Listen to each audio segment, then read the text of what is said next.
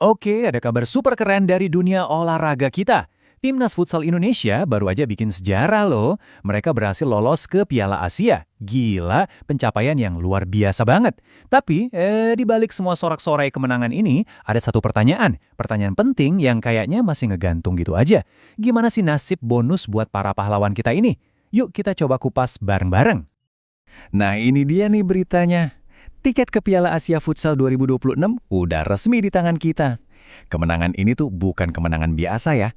Ini benar-benar puncak dari kerja keras bertahun-tahun, disiplin yang ketatnya minta ampun, dan strategi jitu yang akhirnya bawa nama Indonesia ke panggung Asia. Gila, bangga banget kan? Tapi, di balik semua perayaan ini, ternyata ada satu tantangan baru yang muncul. Dan ini bukan soal strategi di lapangan loh. Ini soal apresiasi, soal penghargaan buat para pejuang yang udah ngasih segalanya di lapangan. Jadi pertanyaannya sekarang jadi gini. Mereka udah berjuang mati-matian kan? Udah bikin bendera merah putih berkibar. Terus, kita sebagai bangsa, gimana cara kita ngebales perjuangan mereka?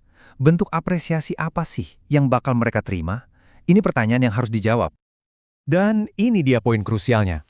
Ternyata, pengakuan dalam bentuk finansial atau bonus buat pencapaian yang luar biasa ini masih belum pasti.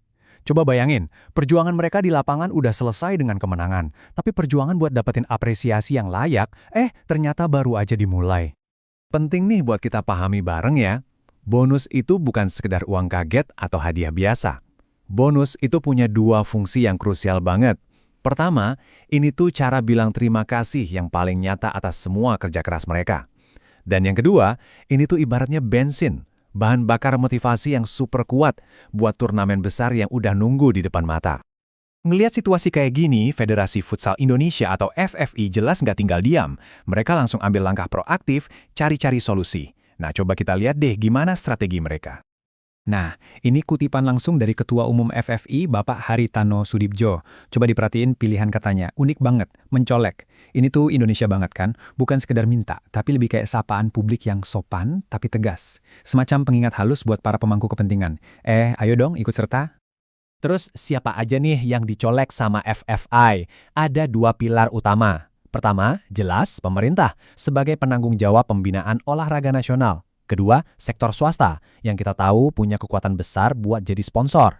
Ini tuh strategi gotong royong, ngajak semua pihak yang ikut kerasain bangganya nama Indonesia harum buat ikut kontribusi juga. Oke, sekarang kita coba mundur sedikit dan lihat gambaran besarnya. Soalnya masalah ini tuh bukan cuma soal uang loh, ini jauh lebih dalam dari itu. Ini soal prinsip, soal pengakuan, harga diri, dan kebanggaan kita sebagai bangsa. Jadi, kenapa sih bonus ini krusial banget? Pertama, jelas buat motivasi mereka nanti di Piala Asia. Kedua, ini adalah pengakuan atas pengorbanan mereka yang luar biasa. Sebuah pesan simpel tapi kuat. Perjuangan kalian itu kami hargai. Dan mungkin yang paling penting, ini jadi sinyal buat generasi muda. Sinyal bahwa kalau kamu berprestasi untuk bangsa, bangsa ini bakal ada buat kamu. Ini soal ngebangun ekosistem olahraga yang sehat ke depannya. Ujung-ujungnya ini inti pesannya. Ngasih apresiasi yang layak buat para atlet, itu cara kita sebagai sebuah negara buat nunjukin kalau kita ini solid. Kalau pas mereka berjuang bawa nama Indonesia, seluruh bangsa tuh ada di belakang mereka, ngedukung dan ngehargain setiap tetes keringat mereka. Dan pada akhirnya, pertanyaan ini balik lagi ke kita semua kan?